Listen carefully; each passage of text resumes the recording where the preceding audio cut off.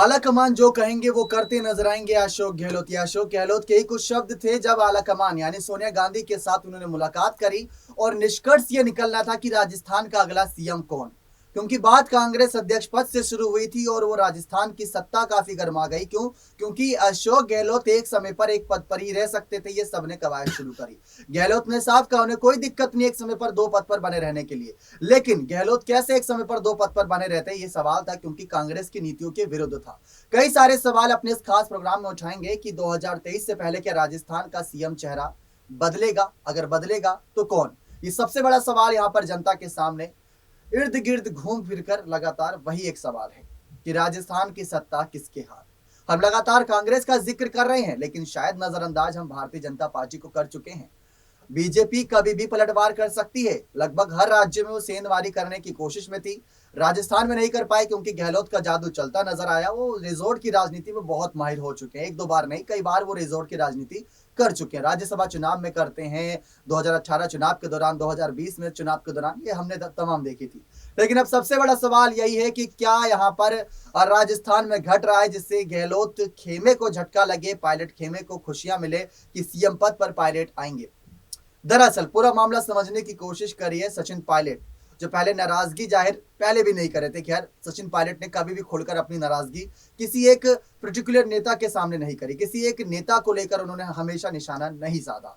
ये एक हकीकत है। पायलट हमेशा खामोश रहे जब जब उन पर कई आरोप लगे। उन्हें गद्दार कहा गया, उन्हें धोखेबाज कहा गया। लेकिन असली धोखेबाज कौन है कांग्रेस पार्टी में, राजस्थान में, यह आप सब बखूबी जानते होंगे। धोखेबाज शब्द जब भी सामने आता तो विधायकों का ही जिक्र होता, नहीं पायलट नहीं गहलोत। विधायकों का खेल है जिसकी वजह से ये खेल चलता आया है। अब यहां पर आपको बता दें कि सोनिया गांधी के फैसले का इंतजार करते करते तमाम पायलट और गहलोत समर्थक भी थक चुके हैं। ये बात हमने नहीं कही थी, आपको फिर से याद दिला दे, ये बात खुद अशोक गहलोत ने कही थी कि आला कमान जो कहेंगी हम वो करेंगे।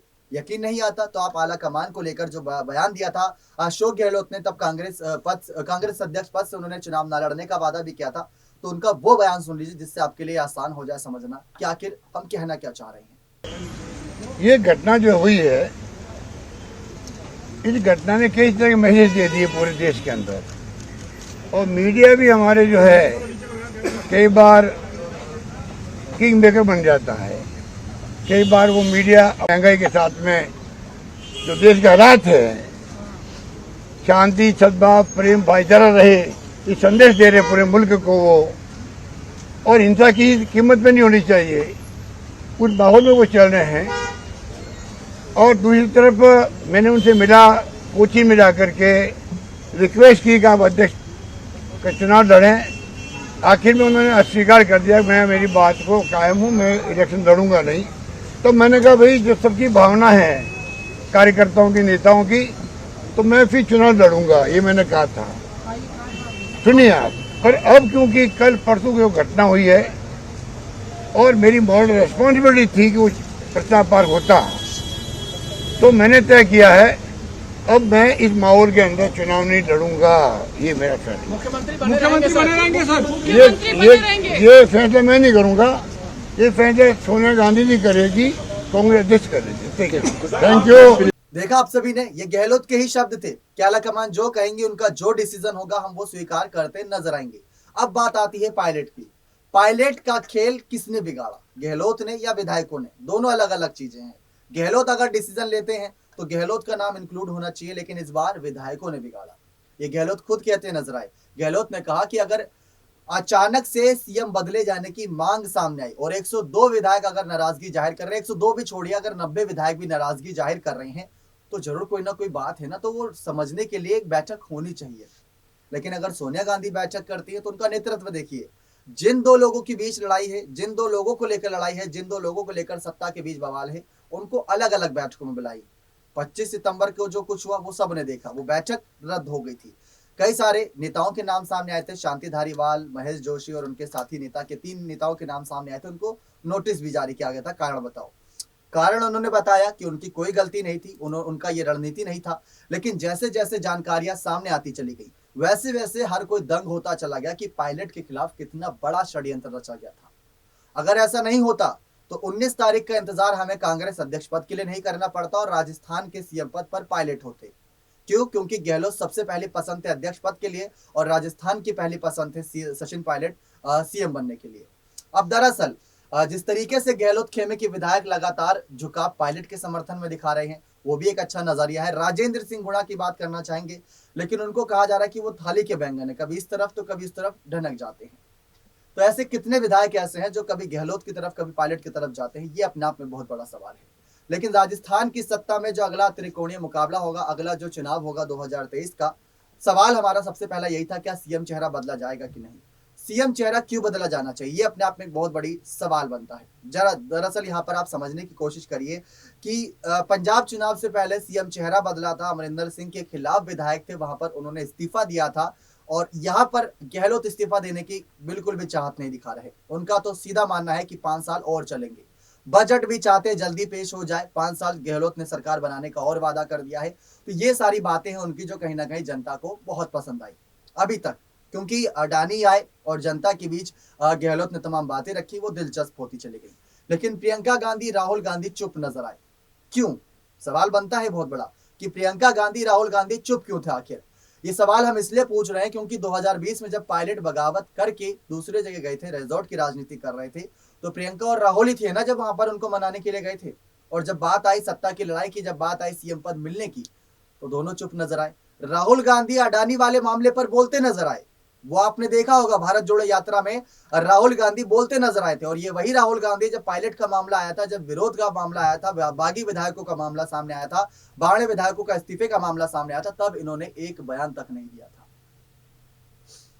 अब आप लोग भी, एक सीधा सवाल है जो बनता है कि लगातार कांग्रेस से इतने इस्तीफे क्यों होते हैं। तो आपने हमारी जो लाइन सुनी अभी कि राहुल गांधी आगे नहीं आए, इसी वजह से कि जब हार्दिक पटेल ने जब इस्तीफा दिया था तो उन्होंने ये कहा था कि बड़े पदाधिकारी जो नेता होते हैं वो इस जुगाड़ में लगे रहते हैं कि हमारे नेता राहुल गांधी आ रहे हैं, उनको सैंडविच के साथ कौन सी चटनी देनी चाहिए। ये सारी बातें निकल कर सामने आती तो कोई भी नेता इस्तीफा देगा। तो आपको बातें करनी चाहिए वो जो राज्य से जुड़ी हो, जो सत्ता परिवर्तन से जुड़ी हो। सोनिया गांधी का फैसला खैर अभी तक कुछ आया नहीं है, लेकिन आज आला कमान के साथ कुछ मुलाकात गहलोत के विधायकों की बताई गई, जो कारण बताओ नोटिस जारी किया गया था 3 विधायकों को लेकर। सचिन पायलट ने खुद कहा था, जो हम भी चाहते हैं कि सचिन पायलट ने बहुत बेहतरीन बात कही थी कि जो बातें इस समय उड़ाई जा रही है अफवाह का शिकार है, उन अफवाहों पर ध्यान मत दीजिए। ये पहला बयान था पायलट का जब सोनिया गांधी से मुलाकात करके निकले थे। अगर ये सब सच है, पायलट अगर सच कह रहे कि अफवाह ना उड़ाइए, ये सब अफवाह का शिकार है, गहलोत अगर कह रहे कि हम साथ ही अगला चुनाव भी साथ लड़ेंगे, तो एक साथ कभी एक मंच पर नजर नहीं आते, एक साथ एक बैठक में नजर नहीं आते, आखिर क्यों? ये अपने आप में एक बहुत बड़ा सवाल है। उस रात सोनिया गांधी दोनों के साथ मिलकर बैठक कर सकती थी ना। और गहलोत के हाथ में जो लेटर था, उस लेटर को कैसे आप झुटलाएंगे, जिसमें 102 वर्सेस 18 लिखा था, जिसमें सीपी, एसपी और पीएम लिखा गया था। एसपी का मतलब क्या लोग नहीं समझते? सचिन पायलट। सीपी का मतलब साफ समझते हैं, सीपी जोशी का मतलब। और जिस तरीके से यहाँ पीएम की बात की गई थी और अमित शाह की बातों का जिक्र किया था खुद गहलोत ने, तो उनको कैसे झुटलाया जाएगा? अगर गहलोत जानते हैं कि वो 2-3 विधायक कौन थे जिन्होंने अमित शाह के हाथों से मिठाइयां खाई थी उस रात को जब कांग्रेस की सरकार गिराने की बात हो रही थी, तो जनता के बीच सच बताएं, उनका नाम लें। और पायलट को लेकर बीजेपी विधायकों ने यह कहा है कि अगर पायलट अगर सचमुच बगावत करके बीजेपी में शामिल होने वाले थे, तो क्या उस रात जब 20 करीब विधायकों की संख्या आई थी उसमें से किसी ने भी ये कहा था कि हम बीजेपी में शामिल होने वाले थे, या बीजेपी ने खुद कहा था कि वो विधायक हमारे साथ शामिल होने वाले थे? तो ये सारी कुछ ऐसी हकीकतें हैं जिनको छुपाने दबाने की कोशिश की जा रही है। अब राजस्थान की जनता क्या तैयार है 2023 से पहले ही बदलाव के लिए? कमेंट सेक्शन खुले, अपनी राय दे सकते हैं।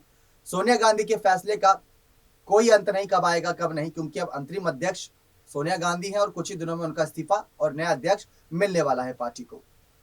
तो देखना यही दिलचस्प रहेगा कि कांग्रेस अध्यक्ष पद की लड़ाई के बीच जो 19 तारीख को फैसला आएगा, वहां उससे पहले क्या राजस्थान की सत्ता को लेकर कोई फैसला आएगा? गहलोत और पायलट दोनों अपने अपने कामों में जुट चुके हैं। हम भी तमाम कयासों की बातों को ज्यादा यहाँ बढ़ावा नहीं देना चाहते कि पायलट को सीएम पद मिले, गहलोत इस्तीफा दे। ये सारी बातें कहने सुनने में अच्छी लगती है, लेकिन जब सत्ता परिवर्तन होता है, पार्टी को जो नुकसान होता है वो हर कोई जानता है। अब देखना यही दिलचस्प है कि राजस्थान में सत्ता परिवर्तन के खेल में गांधी परिवार की क्या भूमिका रहती है। ये वही गांधी परिवार जो कभी गहलोत के खास थे, अब गहलोत माफी मांगते नजर आए तो पायलट के खास बताए जा रहे हैं।